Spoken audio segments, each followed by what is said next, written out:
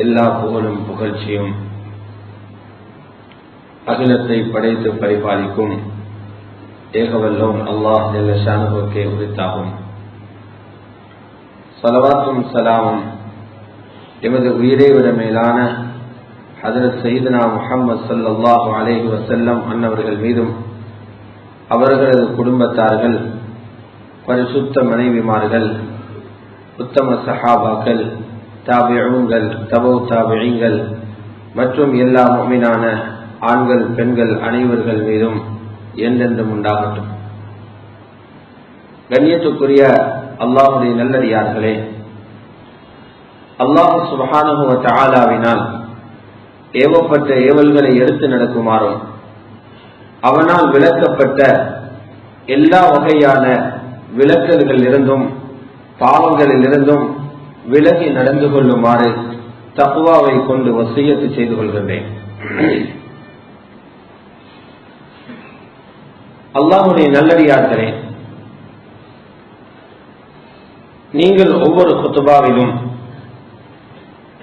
ஆரம்பத்தில் இந்த ஒரு உபதேசத்தை அல்லது இந்த ஒரு அன்பு கட்டளையை வசியத்தை தவறாது அரபியிலும் தமிழிலும் கேட்டுக்கொண்டே இருக்கிறீர்கள். வருடத்தின் 52 வாரங்களில் அரபியில் 104 தடவைகளும் தமிழில் குறைந்தது 52 தடவைகளும் இந்த வசியத் முழு உலகத்திலும் உள்ள மிம்பர்களிலிருந்து முழங்கப்படுகிறது. அது என்ன வசியத்? இத்தகுல்லாஹ். வார்த்தை பிரயோகங்கள் வித்தியாசமாக இருக்க முடியும், ஆனால் அந்த அல்லாஹ்வை அஞ்சி பயந்து தக்வாவுடன் வாழுங்கள் என்ற அந்த வசியத் இது சொல்லப்பட்டுக் கொண்டே இருக்கிறது. அரபியில் 2 தடவைகள் 2 குத்துபாவிலும் சொல்லுவது குத்துபாவுடைய ஃபர்துகளில் உள்ளது. அது சொல்லப்படவில்லை என்றால் குத்துபா செல்லுபடியாகாது. அவ்வளவு தூரம் முக்கியத்துவம் கொடுத்த இஸ்லாம் தக்வாவுடைய வசியத்தை கட்டாயப்படுத்தி ஒவ்வொரு முஸ்லிமும் இந்த ஜும்ஆவுடைய குத்துபாவுடைய பேருரைக்கு வர வேண்டும் என்றவர்களை வரவழைத்து அவர்களுக்கு இந்த கட்டளை கட்டாயம் சொல்லப்பட வேண்டும் என்று இஸ்லாம் சொல்வதாக இருந்தால் இந்த கட்டளைக்கு பின்பு ஏதோ ஒரு பெரிய மர்மம் இருக்கிறது. தக்வாவுடைய வசியத் ஏன் செய்யப்படுகிறது? அல்லாஹ்வுடைய நல்லடியார்களே, வேறொன்றுமல்ல, எமது வாழ்க்கையின் ரகசியம் அந்த தக்வாவுக்கு பின்னால் மறைந்திருக்கிறது. இந்த உலகத்தினுடைய வாழ்க்கையில் சந்தோஷமாக வாழ்வதா அல்லது வாழுகின்ற இந்த கொஞ்ச காலத்தையும் பிரச்சினை மிக்கதாக மாற்றிக்கொள்வதா என்பதை தீர்மானிப்பது தக்வாதான், அல்லாஹ்வுடைய அச்சம்தான். தக்வா இல்லாதவர் அவர்தான் உலகத்தில் பாவம் செய்கிறார். அல்லாஹ்வுடைய பயம் இல்லாதவர் அல்லாஹ்வுடைய கட்டளையை மதிக்க மாட்டார். அல்லாஹ்வுடைய அச்சம் இல்லாதவர் பாவம் செய்வதற்கு பின்னிக்க மாட்டார். அவருக்கு பாவம் புண்ணியம் போன்று மாறியிருக்கிறது. அவர் பாவத்தை எந்த எண்ணிக்கையும் பார்க்காமல் இரவு பகல் இல்லாமல் எந்த விதமான கூச்சமோ பயமோ அச்சமோ இல்லாமல் அந்த பாவத்தை அவர் தொடர்ந்து செய்து கொண்டே இருக்கிறார். இந்த பாவத்தினுடைய முடிவு நாங்கள் இதுவரை செய்த பாவங்கள் எங்களுக்கு என்ன செய்திருக்கிறது என்று பார்த்தால் அந்த பாவத்தை கொண்டு சாதித்தவை எதுவுமே இல்லை, இழந்தவைகள் நிறைய. நானும் தான் நீங்களும் தான் செய்த பாவங்களை கொண்டு இழந்தவைகள் நிறைய. சொல்ல போனால் வாழ்க்கையை இழந்து விட்டோம். உலகத்தில் எப்படி வாழ வேண்டுமோ அந்த வாழ்க்கையை இழந்து விட்டோம் நாம் செய்கின்ற பாவங்களினால். பாவம் என்று சொல்லும் போது பொதுவாக எங்களுடைய சிந்தனைக்கு வருவது பெரும் பாவங்கள். சிறுக்கும் கொலையும் விபச்சாரமும் வட்டியும் மதுபானமும் பாவங்களுடைய தண்டனை என்று வரும்போது கபருக்கு பிறகுள்ள தண்டனை தான் ஞாபகம் வரும். நான் இன்றைய குத்துபாவில் அந்த பெரும்பாவங்களை பற்றி பேசவும் இல்லை, ஆகிராவுடைய தண்டனைகளை பற்றி பேசவும் இல்லை. நாங்கள் எந்த பாவங்களை பாவமாகவே கருதாமல் அற்பமாக நினைத்து செய்து கொண்டிருக்கிறோமோ அந்த பாவங்களையும் அதனால் நாம் உலகத்தில் அனுபவித்துக் கொண்டிருக்கின்ற அல்லாஹுடைய தண்டனைகளையும் தான் பேசப் போகிறேன். அல்-உகூபாத்து துன்யவியா, துனியாவிலே இந்த பாவத்தினால் நாம் இதுவரைக்கும் இழந்தவை என்ன, அந்த நினைவூட்டல் நிச்சயமாக பாவங்களுக்கு எங்களுடைய மௌத்துக்கு முன்னால் தௌபா செய்யும் ஒரு நிலைமையை உருவாக்கும். குர்ஆனிலே அல்லாஹ் சுப்ஹானஹு வ தஆலா முஸ்லிம்களில் பாவம் செய்பவர்களுக்கு ஆகிராவிலே இருக்கக்கூடிய பெரிய தண்டனை அல் அதாபுல் அக்பருக்கு முன்னால் துனியாவிலே இருக்கக்கூடிய சிறு தண்டனை இருக்கிறது, அல் அதாபுல் அத்னா. உலகத்திலே இந்த பாவிகளுக்கு சிறிய மட்டத்தில் மறுமையுடன் ஒப்பிடும்போது சிறிய தண்டனை கொடுக்கிறோம் என்று சொல்லிவிட்டு சொல்லுகிறார். ஏன் அவர்களுக்கு உலகத்தில் சிறு தண்டனை என்றால், இப்போதே அவர்கள் அல்லாஹ்வை திரும்பி பார்க்கட்டும், மீண்டு வரட்டும். வெள்ளிக்கிழமை ஃபஜ்ருடைய தொழுகையில் இமாம் சூரத்து சஜிதா ஓதுகிறார். பாவிகளின் நிலையையும் அவர் அந்த குர்ஆனுடைய ஆயத்தில் பயான் செய்கிறார். வலனுதீகன்னஹும் மினல் அஸாபில் அத்னா தூனல் அஸாபில் அக்பர் லஅல்லஹும் யர்ஜிஊன். அவர்களுக்கு பெரும் தண்டனை அல்ல, சிறிய மட்டத்தில் உள்ள தண்டனையை நாம் அனுபவிக்க செய்கிறோம். அவர்களுக்கு அந்த தண்டனையை உலகத்தில் உணர வைக்கின்றோம், சுவைக்க செய்கிறோம். எதற்காக? அல்லாஹ்வை மறந்து ஒரு போக்கு போய்கொண்டிருக்கிறான், வந்த இடம் தெரியாத ஒரு திசையை நோக்கி போய்கொண்டிருக்கிறான். போகிற திசை பிழையானது, வாழ்க்கை போகின்ற முறைமை பிழையானது என்பதை உணர்ந்து அவனது பாதையை மாற்றி அல்லாஹ்வுடன் திரும்புவான் அல்லவா? திரும்புவதற்கு வசதியாக உலகத்தில் சிறிய சிறிய தண்டனைகளை பாவிகளுக்கு கொடுக்கிறோம் என்றே அல்லாஹ் சூரத்து சஜிதாவிலே ஞாபகம் செய்கிறான். அல்லாஹ்வுடைய நல்லடியார்களே, நாம் செய்கின்ற பாவங்களினால் இழந்தவைகள் என்ன? ஒவ்வொரு மனிதனும் முதலில் நாம் உணர வேண்டும். நாம் செய்த பாவங்களினால் இழந்த முதலாவது தண்டனை என்ன தெரியுமா? பாவத்துக்கு உலகத்திலே வரக்கூடிய தண்டனையை விளங்காமல் இருப்பது. இதுவே ஒரு தண்டனை. பாவத்துக்கு என்ன தண்டனை வருகிறதோ, அல்லாஹ்வுடைய உகூபாத் வருகிறதோ, அந்த தண்டனையை பாவிக்கு புரிய முடியாது. பாவி அதை விளங்குறதில்லை. அதை விளங்கினால் தௌபா செய்வான், அல்லாஹ்விடத்தில் மீளுவான், பாவத்தை விட்டு விலகுவான், கண்ணீர் வடிப்பான். இதனால் தண்டனையின் முதல் வகை தண்டனையை விளங்க முடியாமல் இருப்பது. அல்லாமா இப்னுல் ஜௌஸி ரஹ்மத்துல்லாஹி அலைஹி அவர்களுடைய ஒரு அருமையான ஒரு நூல் இருக்கிறது, ஸைதுல் ஹாத்திர். இந்த நூலில் அவர்கள் பாவங்களை பற்றி எழுதும்போது அவர்கள் குறிப்பிடுகின்றார்கள், சில நேரம் சில பாவிகள் நினைக்கிறார்களாம், நான் எவ்வளவு பாவம் செய்தாலும் எனது உடலில சொல்லத்தக்க ஒரு பெரிய நோய் ஒன்று இல்லை, நல்ல ஆரோக்கியமாகத்தான் வாழ்ந்து கொண்டிருக்கிறேன், எல்லா வகையான டெஸ்டிங் செஞ்சாலும் உடலில் ஒரு நோயுமே இல்லை. இரண்டாவது பார்க்கிறார், எந்த வசதிகளையும் எந்த குறைபாடும் இல்லை, பாவம் செய்கிறேன் ஆனால் உடலில் எந்த விதமான மாற்றமும் இல்லை, பாவம் செய்கிறேன் ஆனால் வருமானங்களில் உலக வாழ்க்கையை அனுபவிப்பதில் எந்த விதமான குறைபாடும் எனக்கு இல்லை. இப்ப இவன் நினைக்கிறான், அல்லாஹ் நான் செய்த குற்றங்களை கண்டு கொள்ளல, அல்லாஹ் என்ன பிடிக்கல, அல்லாஹ் எனக்கு தண்டிக்க இல்லை. எழுதுகிறார்கள் இப்னுல் ஜௌஸி ரஹ்மத்துல்லாஹி அலைஹி, அவனை தண்டிச்சிருக்கிறான், அந்த தண்டனையை அவனால விளங்க முடியாமல் இருக்கிறதே ஒரு தண்டனை. தண்டனை அவனால விளங்கிக் கொள்ள முடியல, அந்த புத்தி இல்லை, அந்த புத்தி பறிக்கப்பட்டிருக்கிறது, அந்த அறிவை அல்லாஹ் தூக்கிவிட்டான். பாவத்துக்கு வருகிற முதலாவது தண்டனை இது. பாவத்தினால் அனுபவிக்கின்ற இரண்டாவது வகையான தண்டனை என்ன தெரியுமா? ஒரு பாவம் செய்த உடனே பாருங்க, உடனே தௌபா செய்யலைன்னா பின்னால இன்னொரு பாவம் வரும். பாம்புகளை சொல்லுவாங்களே, சில பாம்புகள் இருக்குது, ஒன்று வந்தா பின்னால 7 பாம்பு வருமா. இது ஒரு கதையாக சொல்லுவாங்க கிராமங்கள்.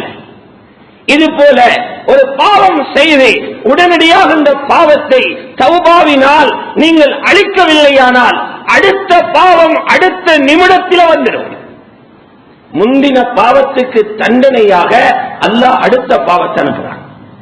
ஹுகமாக்கள் எழுதுறாங்க, அல் மாசியத்து பாதல் மாசியா இகாபுல் மாசியா அல் ஹசனத்து பாதல் ஹசனா சவாபுல் ஹசனா. ஒரு பாவத்துக்கு பின்னால இன்னொரு பாவம் நடப்பது முந்தைய பாவத்துக்குரிய தண்டனை. ஒரு நன்மைக்கு பிறகு, ஒரு நல்ல காரியத்துக்கு பிறகு இன்னொரு நல்ல காரியம் செய்ய கிடைக்கிறது, முந்தைய நல்ல கர்மத்துக்குரிய சவாப் கூலி என்று குறிப்பிட்டிருக்கிறார். இப்படியாக நாங்கள் அடைகிறோம் இல்லையா? இப்படியான தண்டனைகளை உலகத்தில் அனுபவிக்கிறோம் இல்லையா? இதை உணரக்கூட எங்கட அறிவு பறிக்கப்பட்டில்லையா?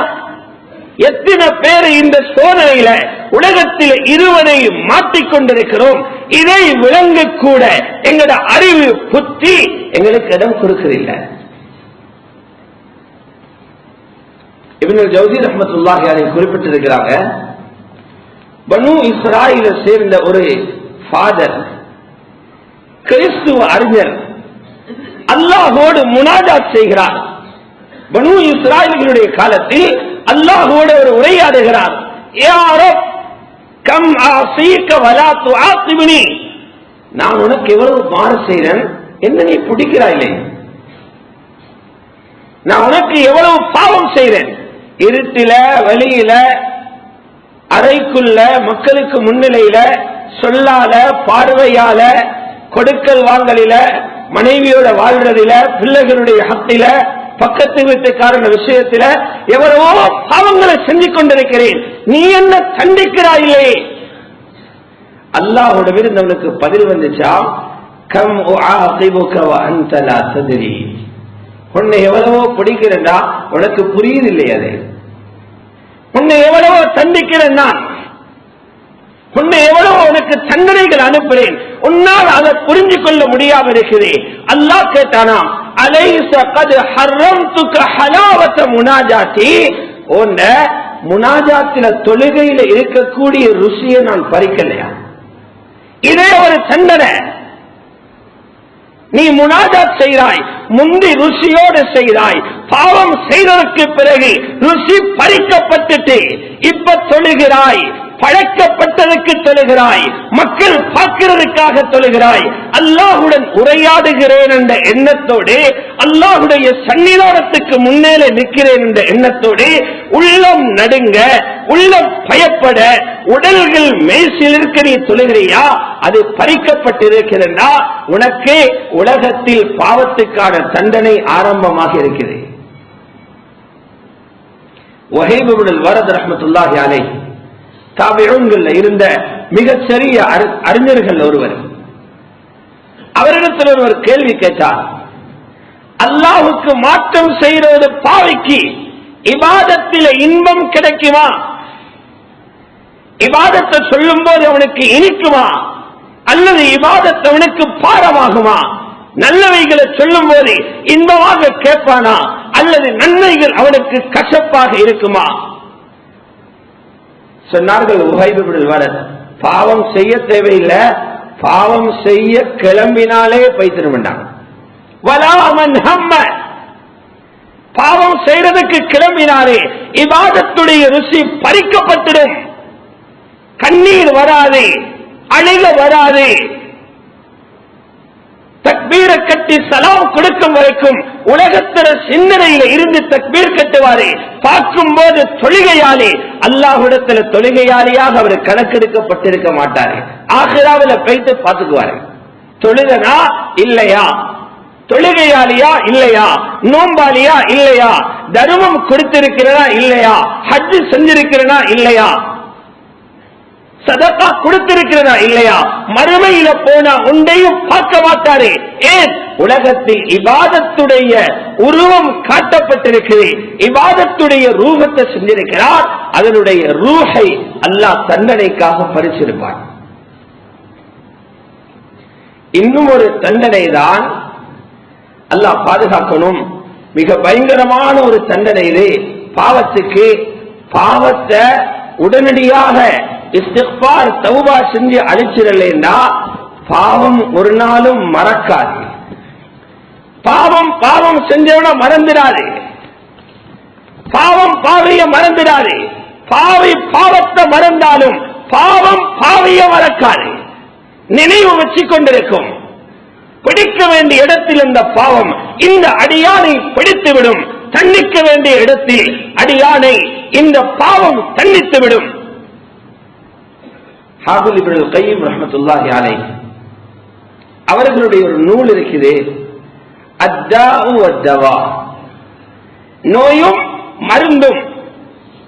அத்தாஉ வத்தவா இந்த நூலிலே எழுதுகிறார்கள், அதிகமான மனிதர்களுக்கு இந்த உலகத்தில் வந்திருக்கிற சோதனை, அவங்க எதிர்பார்க்கிறாங்க பாவம் செஞ்ச உடனே ஏதாவது நடந்துடும். காலையில பாவம் செஞ்சா மக்ரிபுக்குள் ஏதாச்சும் ஆயிரணும், நேற்று பாவம் செஞ்சா அடுத்த நாளைக்குள்ள ஏதாவது நடந்துடணும். இதுதான் அந்த பாவிகளுடைய எதிர்பார்ப்பு. சில நேரம் அல்லாஹ் தஆலா தௌபாவுக்கு சந்தர்ப்பம் கொடுத்து அந்த பாவத்துக்கான அவகாசத்தை நீட்டி வைத்திருப்பான். அதற்குள்ள தௌபா செய்தால் இவரை விடுவித்து விடுவான், மன்னித்து விடுவான். இல்லை, அல்லாஹ் சுப்ஹானஹு வ தஆலா பல காலங்களுக்கு பிறகு, பல வருடங்களுக்கு பிறகு அந்த அடியானை தண்டனையை கொண்டு பிடித்திடுவான் என்ற அந்த நுணுக்கத்தை அவர்கள் விளங்குறதல்ல. பொதுவாக ஒரு கருத்து இருக்குது, அரபில ஒரு பைத்து கூட இருக்குது, ஒரு கவிதை இருக்குது. ஒரு மதில், ஒரு சுவர் இடிந்து விழுகிறது, விழும்போது புழுதி இல்லை என்றால் பிறகு புழுதி வராது. விழும்போது புழுதி இல்லை என்றால் பிறகு புழுதி வராது. இதை வச்சு நினைக்கிறாங்க, சென்றுடனே தண்டனை இல்லை என்றால் பிறகு என்ன வரப்போகுது? இந்த நுணுக்கத்தினால் நிறைய பேர் அவர்கள் சோதிக்கப்படுறார். அவனுக்கு தெரியாது எத்தனை பார்வைகள் எனக்கு வர இருந்த ஞாபகங்களை அழித்து போட்டுச்சு, எத்தனை ஹராமான உணவு பிடிகள், எத்தனை நோய்களை உடலில கொண்டு வந்து போட்டுச்சு, எத்தனை நாவினால பேசிய பேச்சுக்கள் எனக்கு கிடைக்க இருந்த அந்தஸ்தை பறித்து விட்டது, எத்தனை என்னுடைய நடைகள் உடலில் இருக்கக்கூடிய ஆரோக்கியத்தை அழித்து வைத்தியசாலைக்குள் தள்ளிவிட்டது. அந்த மர்மங்களை அவன் தெரியாமல் உலகத்தில் வாழ்ந்து கொண்டிருக்கிறான். ஹஜ்ரத் அபூ தர்தா ரலியல்லாஹு தஆலா உலகத்தில் ஒரு முஃமின் எப்படி வாழ வேண்டும் என்ற ஒரு உருக்கமான சுருக்கமான ஒரு பேச்சை சொல்லி தந்தான். முதலாவது சொல்றாங்க அபூ தர்தா ரலியல்லாஹு அன்ஹு, அல்லாஹ்வை எப்படி நீங்க வணங்கணும், இபாதத் எப்படி இருக்கணும், கொட்டாவை விட்டு விட்டு இபாதத்தை செய்ய வேணும். உஅ்புதுல்லாஹ கஅன்னகும் தரௌனஹு, அல்லாஹ்வை வணங்குங்கோ, அல்லாஹ்வை நீங்க பார்த்து கொண்டிருக்கிறது போல நினைச்சு. அல்லாஹ் முன்னால நிற்கிறான், அல்லாஹ் உங்களை பார்த்து கொண்டிருக்கிறான். இந்த உணர்வோட உங்களுடைய இபாதத்துகளை அமைச்சுக்கோங்க. இரண்டாவது சொன்னாங்க, நீங்க உலகத்துல வாழ்றீங்கன்னு மட்டும் நினைச்சிடவான். அன்னைக்குதான் ஆடம்பரம் வார, அன்னைக்குதான் ஆடம்பரம் வார, அன்னைக்குதான் உலகத்துல குதிக்கணும் எண்ணம் வார, அன்னைக்குதான் ஆசா பாசங்களில மூழ்கணும் எண்ணம் வார, ஹராத்தை சாப்பிட எண்ணம் வார, ஹராமான நடனமான எண்ணம் வார, ஹராமானவர்களோடு பழக எண்ணம் வார. நீங்க நினைச்சுக்கோங்க, நானும் கபிரிஸ்தானத்தில் ஒரு இடத்தில் இருக்கிறேன். உங்களை மையத்தன்னு நினைக்கும், மையத்தன்னு உங்களை நினைச்சா உலகத்தில் வாழ்றது லேசி. மினல் மௌத்தா, உங்களை மௌத்தானவர்கள் ஒருவராக நீங்க கருதிக்கும் சொல்லிட்டு சொல்றாங்க. அபூ தர்தா ரலியல்லாஹு தஆலா அருமையான புத்திமதி சொன்னாங்க.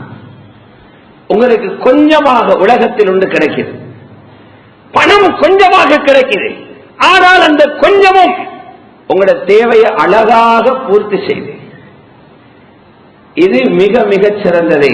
இதை விட நிறைய கிடைக்குது, ஒரு தேவையை கூட ஒழுங்கா பூர்த்தி செய்ய முடியல. நிறைய கிடைச்சி எதையும் உருப்படியாக ஒழுங்காக பூர்த்தி செய்யாமல் அறகுறையாக வாழ்வதை விட கொஞ்சமாக அடைந்து சிறப்பாக இருப்பது, பூர்த்தியாக அனுபவிப்பது மிக சிறந்தது என்ற செய்தியை அபூ தர்தா ரலியல்லாஹு தஆலா சொல்லிவிட்டு சொல்றாங்க. இன்னொரு விஷயத்தை விளங்குங்க. வஅலமு அன்னல் பிர்ர லா யப்லா வ அன்னல் இஸ்ம லா யுன்ஸா. நல்லவைகளை நீங்க செய்யுங்க, பிடவைகள் இருக்குதே மண்ணோடு கலந்தா உக்கி போறத போல கபர்ல மையத்துகளை நாங்க கஃன் செய்து அடக்கிறோம். கொஞ்ச நாளைக்கு பிறகு பார்த்தா கஃன் பிடவை இருக்காது, மண்ணோடு மண்ணா பைத்திருக்கிறது. நீங்க செய்யற நன்மைகள் அப்படி அழிஞ்சிடாது. நன்மைகள் எப்பொழுதும் உங்களுக்காக நிற்கும். அது போல நினைச்சுக்கோங்க, எந்த மூலையில எந்த நாளையிலையும் நீங்க செய்த பாவங்கள் அந்த பாவத்துக்கு மறந்துடாது, பாவங்கள் அழிஞ்சிடாது, பாவங்கள் தௌபா இல்லாமல் அழிஞ்சிடாது, பாவங்கள் இஸ்திக்பார் இல்லாமல் அழிந்து விடாது.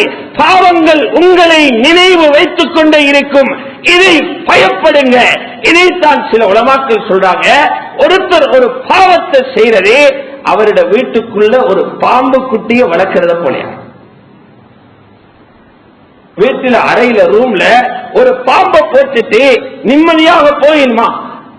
இருட்டில போகணுமா, வெளிச்சத்தில போகணுமா என்று கொத்தல்ல, நாளைக்கு கொத்தும், பகலில கொத்த இல்ல, இரவில கொத்தும், இந்த வருஷம் கொத்த இல்ல, அடுத்த வருடமாவது கொத்தும். உடது மரணத்தை எந்த நேரத்திலும் எதிர்பார்த்திருப்பது எப்படி நிச்சயமோ இது போன்றுதான் பாவம் செய்துவிட்டு அதை கணக்கெடுக்காமல் அதற்குரிய முறையான தௌபா செய்யாதவர்கள் எந்த நிமிடத்திலும் எந்த நேரத்திலும் ஏதோ ஒரு வகையில் உள்ள ஆபத்தில் சிக்கக்கூடிய அபாயம் இருக்கிறது என்பதை மிக தெளிவாக அபூ தர்தா ரலியல்லாஹு தஆலா அவர்கள் குறிப்பிடுகிறார்கள். இதிலேயும் அல்லாஹ்வுடைய நல்லடியார்களே, மிக முக்கியமான பகுதி என்ன தெரியுமா? மக்களுக்கு முன்னால நல்லவராக நடித்துக் கொண்டே ரகசியமான இடங்களில பாவம் செய்கிறது ஆபத்திலும் பயங்கர ஆபத்து.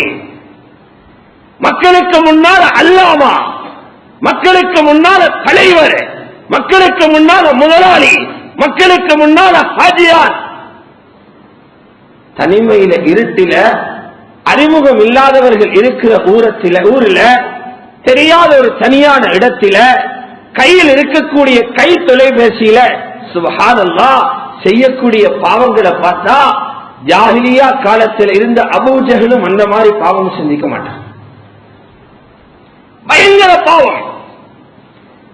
மக்கள் சொல்றாங்க ஆபிதண்டி, மக்கள் சொல்றாங்க சாலிஹான மனிதனண்டி, மக்கள் எல்லா நல்லதுக்கும் அவரை முற்படுத்துறாங்க. ரப்புக்கு தெரியும் இவன் திரைக்கு பின்னால செய்யக்கூடிய அநியாயங்கள், நாளை திரைக்கு பின்னால செய்யக்கூடிய இந்த ரகசிய பாவங்கள் உடனடியாக தௌபா செய்து அழிக்கப்படவில்லையானால் அல்லாஹ் பகிரங்கத்துக்கு கொண்டு வந்து மௌத்துக்கு முன்னால சீரழிச்சிருவான். மிஸ்ரி ரஹ்மத்துல்லாஹி அலைஹி சொல்றாங்க, யாரு ரகசியமான இடத்தில அல்லாஹ்வுடைய கட்டளைகளுக்கு மாறு செய்து அல்லாஹ்வுக்கு துரோகம் செய்வார்களோ அல்லாஹ் பகிரங்கத்தில போட்டு உடைச்சிடுவான், கேவலப்படுத்துவான். எந்த நாளும் அந்த விளையாட்டு போடலாம், எந்த நாளும் அல்லாஹோடு அந்த விளையாட்டு காட்டலானே அல்லாஹ் பிடித்திருவான், எல்லா மனிதர்களுக்கு முன்னாலும் கேவலப்படுத்திடுவான். சில பாவங்களை ஞாபகப்படுத்துறோம், சின்ன சின்ன பாவம், நாங்க இதை பாவமாகவே நினைச்சிருக்க மாட்டோம், இது போல 100 கணக்கு பாவம் செஞ்சிருப்போம். ஆனால் அல்லாஹுடைய சில நல்லடியார்களான இப்படியான பாவங்கள் நடந்த போதே அவர்களை உலகத்திலே பரிசுத்தப்படுத்த அல்லாஹ் அவர்களை என்ன செய்தான் என்று பாருங்க. இதை வச்சு நாங்க பயந்து கொள்ள முடியும், எங்களை நினைத்து எங்களுக்கு என்ன ஆகுமோ என்று நாங்கள் பயப்பட முடியும். சில வார்த்தைகள் அடுத்த மனிதனின் உள்ளத்தை துன்புறுத்தியதனால் என்ன நிலை ஏற்பட்டது என்பதை பாருங்கள். சைதுல் ஹாத்திர்ல இப்னுல் ஜௌசி ரஹ்மத்துல்லாஹி அலைஹி குறிப்பிடுறார், இமாம் முஹம்மது இப்னு சீரீன் ரஹ்மத்துல்லாஹி முஹம்மது இப்னு சீரீன் யாரு? முஹம்மது இப்னு சீரீன் இமாம் முஹம்மது இப்னு சீரீன் ரஹ்மத்துல்லாஹி அலைஹி உலகத்திலே கனவுகளுக்கு விளக்கம் சொல்லும் மிகப்பெரிய இமாம். இந்த அவருக்கு பின்னால் உலகத்தில் யாரெல்லாம் கனவுக்கு விளக்கம் சொல்லும் அந்த ஞானம் கொடுக்கப்பட்டவர்கள் வந்தார்களோ, இமாம் இப்னு சீரீனின் அறிவில் இருந்து பிச்சை வாங்கியவர்கள் தான் அவர்கள். அவ்வளவு பெரிய ஒரு மகான் முஹம்மது இப்னு சீரீன். புகாரி முஸ்லிமில் இவருடைய அறிவிப்புகள் ஹதீசுகள் நிறையவே காணப்படுகிறது. இந்த முஹம்மது இப்னு சீரீன் ரஹ்மத்துல்லாஹி அலைஹி சொல்றாங்க, நான் ஒரு நாள் ஒரு மனிதனை குறையாக பேசினேன். வேற இந்த வட்டியெல்லாம் எடுக்க போகல, வட்டிக்கெல்லாம் காசு வைக்க போகல, திருட போகல, அடுத்தவண்ட கடையை பிடிச்சிட்டு இருக்கல, தாய்க்கு நஞ்சு போட்டு கொடுக்கல, ட்ரிங்க் பண்ணிக்கொண்டு கிளப்ல போயிட்டு விளையாடல. ரோட்ல இருந்த ஒரு மனிதனை ஒரு சின்ன வார்த்தையால் அவன் மனசை காயப்படுத்தின. அவனை பார்த்து நான் சொன்னேன், யா முஃப்லிஸ், யா முஃப்லிஸ். முஃப்லிஸ் என்றா வங்கரோத்துக்காரன், வசதியோட இருந்து எல்லாம் போறதுகிறேன், இல்லா வழியா பைத்தியே என்றார். இல்லா வழியா பைத்தியே, அவன் மனசு நொந்து போச்சு. இப்னு சீரீன் ரஹ்மத்துல்லாஹி அலைஹி சொல்றாங்க, இந்த வார்த்தை அந்தந்த மாலையில என்ன குத்தல்ல, ஒரு மாதத்தில் என்ன தீண்டவும் இல்லை. 40 வருஷத்துக்கு பிறகு நானும் பெங்களூர்காரனாய் போனேன். எந்த சொத்துக்களும் இல்லாவாச்சு. அன்றைக்குத்தான் நான் புரிஞ்சேன், இந்த மனிதனை நான் வார்த்தையால் தாக்கி அந்த தாக்குதல் உலகத்திலேயே அல்லாஹ் என்னை பரிசுத்தப்படுத்த என்னையும் அந்த நிலைக்கு கொண்டு வந்து வச்சிருக்கிறான். ஒரு வார்த்தை.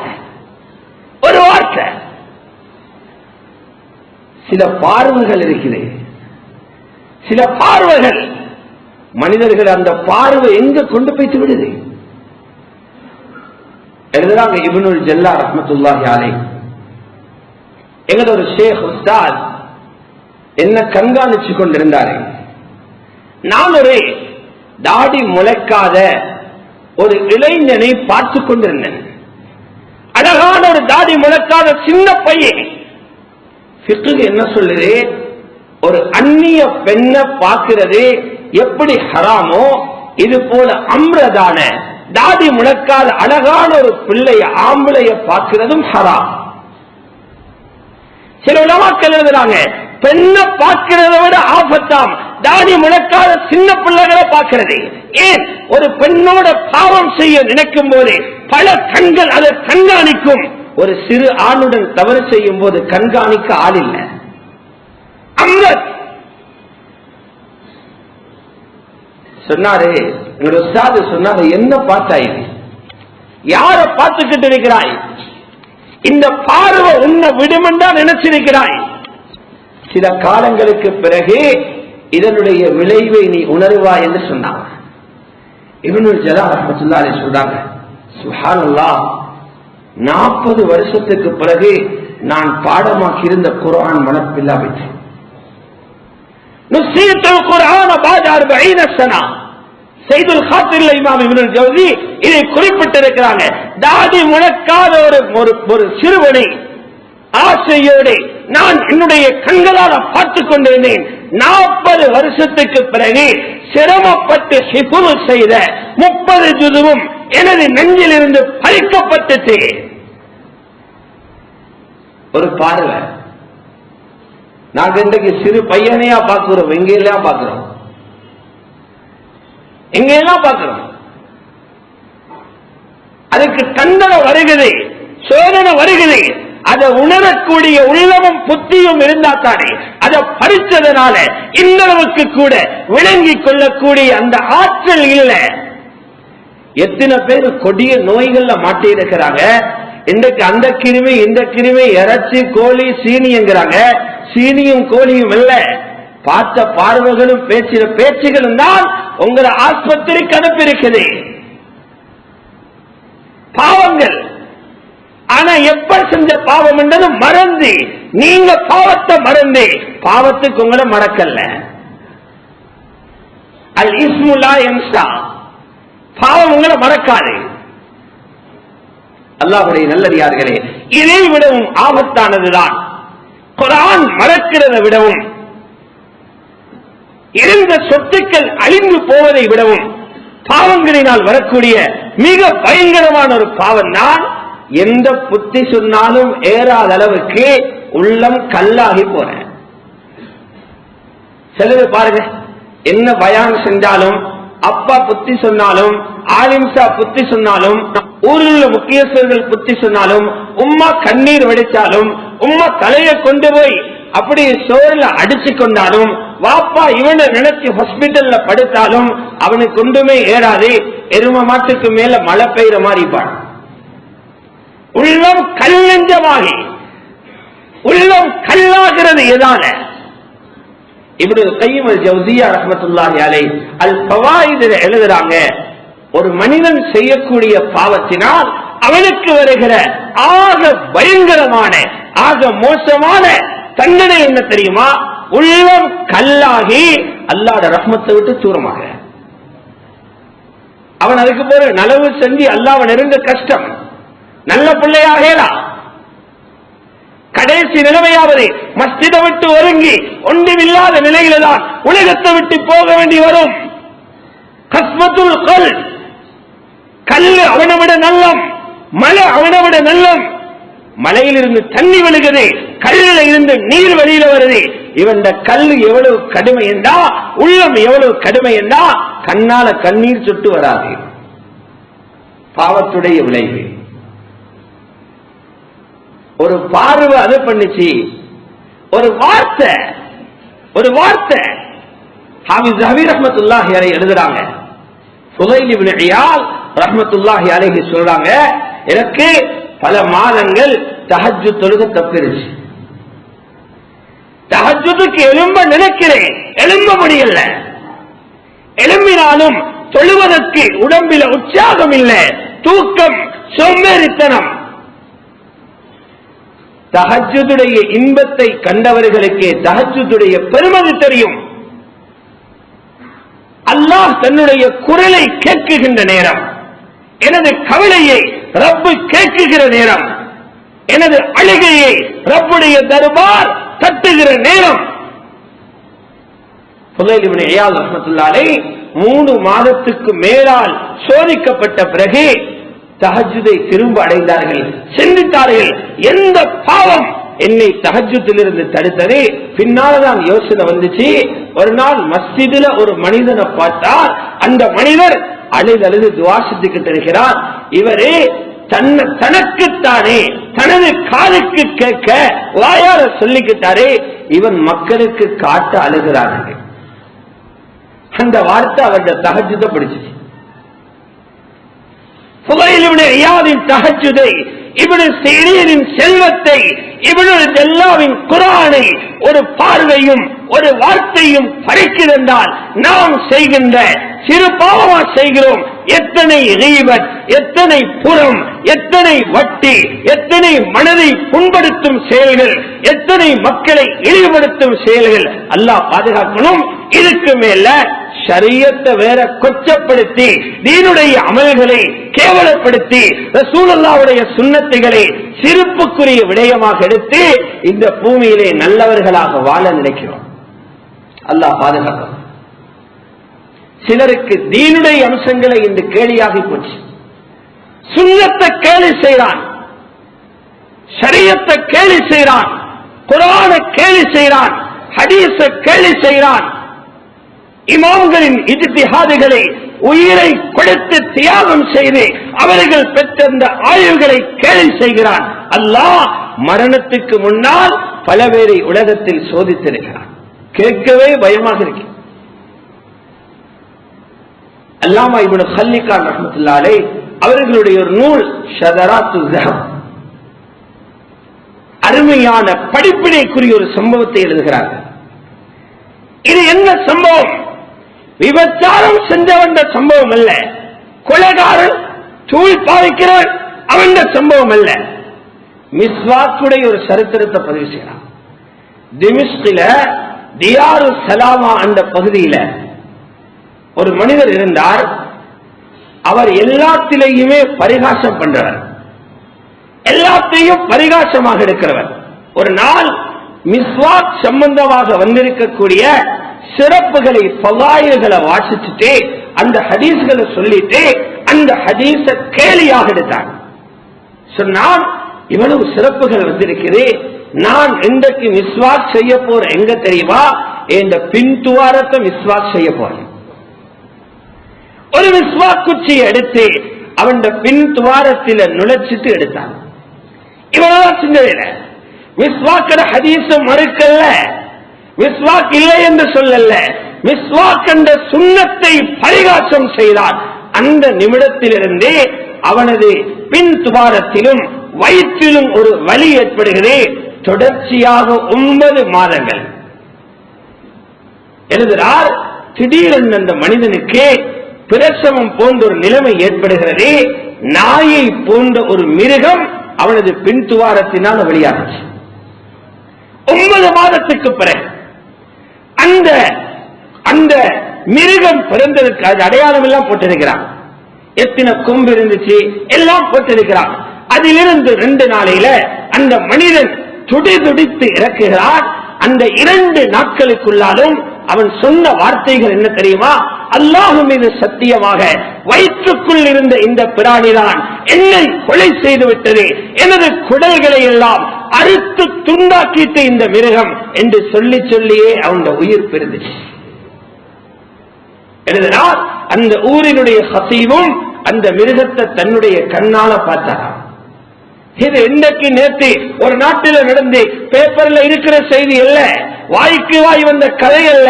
வரலாற்று நூலாசிரியர் இப்னு ஹல்லிகான் ரஹ்மஹுல்லாஹ் ஷதராத்து ذஹபில் பதிவு செய்யக்கூடிய ஒரு ஹதீஸ், மிஸ்வாக்க கேலி செஞ்சவருக்கு உலகத்தில் வந்த தண்டனை, மிஸ்வாக்க பரிகாசம் செஞ்சவருக்கு. இன்னைக்கு நினைக்கிறாங்க தீன நினைச்ச மாதிரி வாய்க்கு பேசிடலாம், அல்லாஹ்வுடைய கட்டளைகளை வீணாக்கிடலாம், அல்லாஹ்வுடைய கட்டளைகளை நினைச்சவன் பேசி கேள்விக்குட்படுத்தலாம், ரசூலுல்லாஹ்வுடைய சுன்னத்துகளை அவன் புத்தியால போட்டு சிந்திச்சு அதை மிதிச்சிடலாம் நினைக்கிறான். மிச்சம் தூரம் நடிக்க கிடைக்காதே, மிச்சம் தூரம் போக கிடைக்காதே. அல்லாஹ் பிடிச்சு பிடரைட்டால பிடிச்சு கீழே தள்ளிடுவான். ரொம்ப கவனம். அல்லாஹ்வுடைய நல்லடியார்களே, இன்னொரு மனிதரை பற்றி ஹாஃபிஸ் இப்னுல் கய்யிம் அல்-ஜௌஸிய்யா ரஹ்மத்துல்லாஹி அலைஹி மிஃப்தாஹு தாரிஸ் ஸஆதா என்ற நூலிலே எழுதுகிறார்கள்.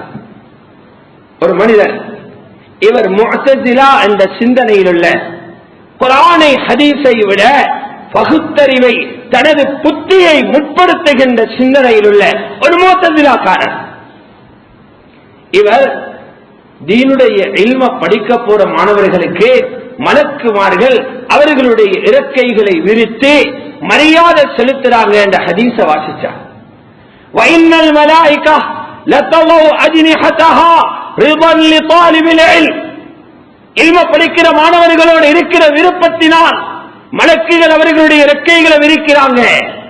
மலக்குகளுடைய இறக்கைகளுக்கு மேலால அவங்க போறாங்க. இந்த முஅ்தஸிலாக்காரன் மலக்கு வந்து பூமியில ரெக்கையை விரிக்கிறாரா?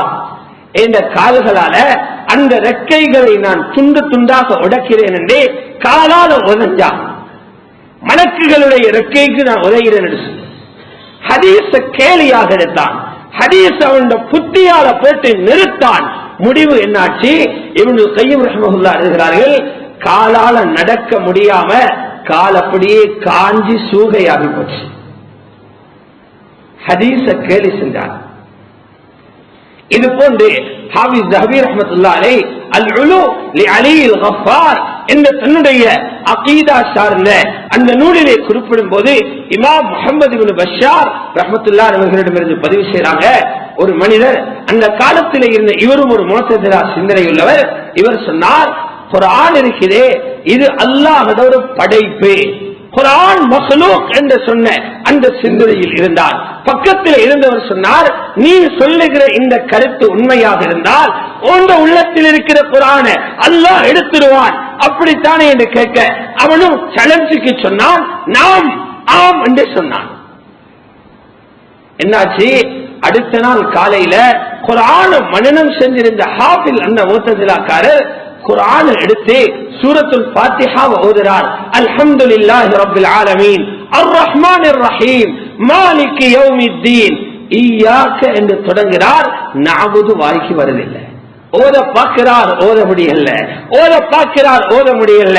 நவ முஸ்லிம் இல்ல, ஹாஃபிதுல் குர்ஆன். அதோட நெஞ்சில் இருந்து முழு குர்ஆனும் போச்சு. செய்த தவறுகளை பாருங்க. இதெல்லாம் கொலைய போன்ற பெரிய பெரிய தவறுகள் அல்ல, ஷரியத்துடைய கட்டளைகள், சின்ன சின்ன விஷயங்கள் போன்று தெரிகின்றவைகள். இதுல விளையாடினார் அல்லாஹ் பிடிக்கிற பிடிய பாருங்க. ஹஜ்ரத் ஆயிஷா ரலியல்லாஹு தஆலா அன்ஹா அவர்கள் மீது அவதூறு சொன்ன அந்த விஷயத்தில் அல்லாஹ் சொல்லுகிறார், இந்த கதை கற்றது இருக்கிறதே இது உங்களுக்கு சின்னது போல தெரியுது, அல்லாஹ் விட்டு இது பெரிய விஷயம். நீங்க சின்னதா நினைப்பீங்க, ஒருத்தர் அவமானப்படுத்துறது, ஒருத்தர் மீது பழி போடுறது சின்ன விஷயம் என்று கருதலாம். நீங்க அதனை சின்ன ஒரு விடயமாக கருதுறீங்க. அது அல்லாஹ்விடத்தில் மிக பாரதூரமான பயங்கரமான பெரிய விஷயம் என்பதை அல்லாஹ் சுப்ஹானஹு வ தஆலா சொல்லி காட்டுகிறார். அல்லாஹ்வுடைய நல்லடியார்களே, இப்பொழுது நாம் எங்களை பற்றி சிந்திப்போம். ஒரு வார்த்தை, ஒரு பார்வை என்ற இந்த சின்ன சின்ன நம்முடைய பார்வைக்கு பாவம் போன்றே தெரியாத சர்வ சாதாரண விஷயங்கள் உலகத்தில் இவ்வளவு பெரிய தாக்கத்தை கொடுத்திருக்கிறதா? ரஹ்மானே, நாம் செய்கிற பாவங்கள் என்னதான் என்ன பண்ண போகுதோ, 40 வயசுல எனக்கு என்ன செய்யுமோ, 41 என்ன செய்யுமோ, 45 என்ன செய்யுமோ, 50 என்ன செய்யுமோ, 60 என்ன செய்யுமோ, 80 என்ன செய்யுமோ, உலகத்திலே என்ன வாழ விடாது போல இருக்கு. சிந்திச்சு பாருங்க, சிந்திச்சு பாருங்க. அந்த நிலைமை வராமல் இருக்க பாவங்களை நினைத்து நினைத்து அல்லாஹ்விடத்தில் இஸ்திக்பார் செய்யுங்க. பறிபோனது திரும்ப வரும். உலமாக்கள் எழுதுறாங்க, கண்ணுக்கு தெரியாத எத்தனை விஷயங்கள் பாவத்தால் பறிக்கப்பட்டிருக்கிறது. எத்தனை பேருடைய அறிவு மங்கி பேச்சிருக்கிறது. எத்தனை பேருடைய உள்ளத்தில் எந்த நேரமும் குழப்பம். எத்தனை பேருக்கு ஒரு காரியத்தை உருப்படியாக செஞ்சு கொள்ள முடியல. கடன் திறந்திருக்கிறாரு, செய்து கொள்ள தெரியாது. கூலிக்காரன் வச்சிருக்கிறாரு, வழிநடத்த தெரியாது. சாமான் போடுறாரு, வழிநடத்த தெரியாது. ஃபேக்டரி வச்சிருக்கிறாரு, வழிநடத்த தெரியாது. செல்வம் வருகிறது, பயன்படுத்த தெரியாது. நிக்காக முடிச்சிருக்கிறாரு, மனைவி அனுபவிக்க தெரியாது. குழந்தைகளை கொடுத்திருக்கிறார், பார்த்து கண்குளிர வைக்க தெரியாது. வாழ்க்கையே குழப்பம். தனித்தனியாக சிந்திச்சு கேட்டா ஒவ்வொருத்தருடைய வாழ்க்கையில் இருக்கிற இருட்டும் குழப்பமும் சுப்ஹானல்லாஹ் லேசல்ல. இதனால்தான் சூரத்துல் ஹஷ்ர்ல அல்லாஹ் ஒரு எச்சரிக்கை விடுகிறான், வலா தகூனு கல்லதீன நஸுல்லாஹ். அல்லாஹ்வை மறந்த ஒரு கூட்டம் வாழ்ந்தாங்களே, அல்லாஹ்வுடைய கட்டளைகளை கணக்கெடுக்காம தான் செய்கிற சிறு சிறு பணிகளை மட்டும் வைத்து நாங்கள் எல்லாம் தீனில செஞ்சிட்டோம் என்று நினைச்சு மற்ற பெரிய ஒரு பகுதியில அல்லாஹ்வை மறந்து வாழ்றாங்களே, அவங்கள போல நீங்க ஆகிடாதீங்க. அல்லாஹ்வை மறந்தா என்ன ரிசல்ட் வரும் தெரியுமா?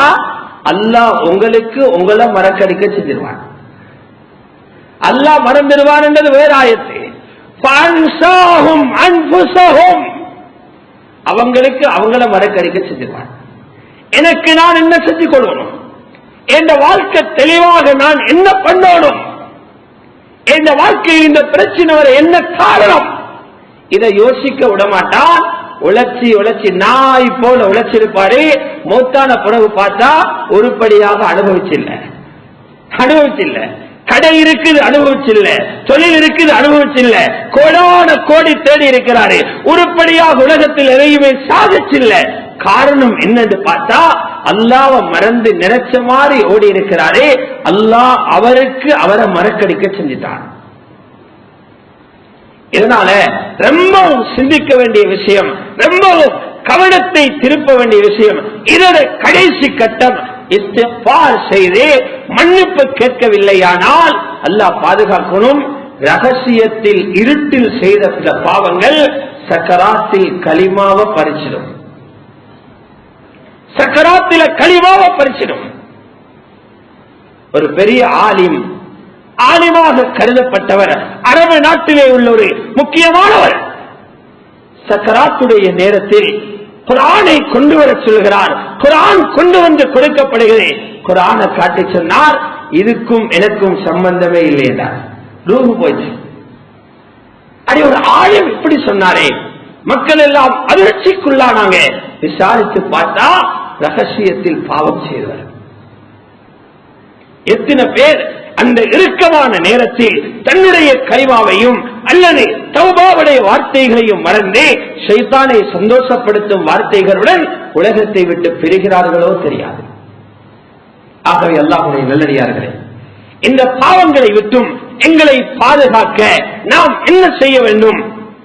ஈமானுடைய மஜ்லிஸ்கள்ல உட்காரணும், இல்முள்ளவர்களோடு தொடர்பாகணும், இல்முடைய இடங்கள் ஸ்தாபிக்கப்படணும். இல்ல பாவங்கள் அதிகரித்துக் கொண்டே இருக்கும். உள்நாட்டு பாதுகாப்பு அமைச்சர், போலீசுக்கு பிரிவாக பொறுப்பாக உள்ள அமைச்சர் அண்மையில் விடுத்த அறிக்கை என்ன சொல்லுது? இலங்கையில் உள்ள பல மாவட்டங்களில் அதிகமாக போதை வஸ்து புழக்கமுள்ள முதலாவது மாவட்டம் கொழும்பு.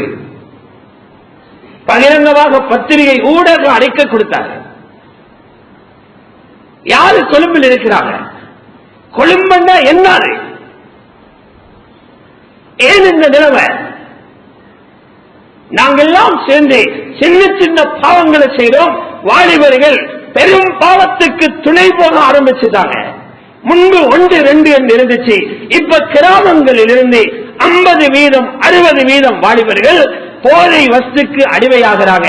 பாடசாலைகளும் சில பாடசாலைகளும் போதை வஸ்து விற்பனை நிலையங்களாக பயன்படுத்தப்படுகிறது. பயங்கரம். இதுக்கு பல வழிகளில் முயற்சி செய்யப்படும். தப்லீக் செய்யப்படுகிறது. தீனை பரப்ப அதே போன்று தீனை பாதுகாக்கவும் ஏற்பாடு செய்யப்படும். தீனை பாதுகாக்கிறதுக்குள்ள இடங்கள் மதரசாக்கள். தீனை பரப்ப தப்லீக், தீனை பாதுகாக்க மதரசாக்கள், ஷரியாவை, குர்ஆனை, ஹதீஸை, ஃபிக்ஹை, தஃப்சீரை படித்துக் கொடுக்கும் மதரசாக்கள். கொழும்பில எத்தனை மதரசா இருக்குன்னு சிந்திச்சு பாருங்க. இந்த பக்கம் தெஹிவல வர எத்தனை லட்சம் முஸ்லிம் மாணவ மாணவிகள் இருக்கிறாங்க, எத்தனை அரபு மதரசா இருக்குன்னு நினைப்பாருங்க. ஒரு நாட்டில் உள்ள மதரசாவுக்கு உதவி செய்றீங்க, சவாபு கிடைக்கும், அது வேற விஷயம். ஆனா எவ்வளவு பாவம் நடக்குது என்று அரசாங்கம் அறிவிக்குது. எத்தனை மதரசா தெஹிவல ரத்மலான மொரட்டோ வர இருக்குது. இங்கிட்டு பாருங்க எத்தனை மதரசா, விரல் வெட்டென்னும் ஒரு 10-15 மதரசா. அதிலையும் கொழும்பு பிள்ளைகள் ஓதுறது ரொம்ப குறைவு. நான் மக்தபையோ பாட்டையும் ஹிஃபதையோ சொல்லல, கிதாப் ஓதி ஆலிம்கள் வெளியாகும் முழுநேர மதரசாக்களை பத்தி பேசுறேன். பிரச்சனை அதிகமாகுதுண்டா அங்க போலீஸினால தூக்க முடியலைண்டா ராணுவம் கொண்டு வரப்படணும். பிரச்சனை அதிகரிக்குதுண்டா ஷரியத்தை விட்டு விலகி மக்கள் வெளியில போறாங்கண்டா அங்க ராணுவ முகாம்கள் போல மதரசாக்கள் உருவாக்கி மஸ்ஜிதுகளில் அந்த பாதுகாப்பு ஏற்பாடு செய்யப்படணும். இது ஆழமாக உலமாக்களோட இணைந்து ஃபிக்ர் பண்ணுங்க. இதுல பெரியோரு குறைபாடு இருக்குது. அல்லாஹ் சுப்ஹானஹு வ தஆலா எங்களையும் எங்களுடைய சந்ததிகளையும் இந்த பாவங்களில் இருந்து பாதுகாப்பானாக. பாவங்களுடைய கொடூரங்களில் இருந்து எல்லாம் அல்லாஹ் ரப்பல் இஸ்ஸத் எங்கள் அனைவர்களையும் பாதுகாத்து லா இலாஹ இல்லல்லாஹ் முஹம்மதுர் ரசூலுல்லாஹ் என்ற கலிமாவுடன் உலகத்தை விட்டு பிரிவதற்கு எங்கள் அனைவர்களுக்கும் தௌஃபீக் செய்வானாக. ஆமீன். வ ஆகிரு தஅவானா அல்ஹம்துலில்லாஹ்.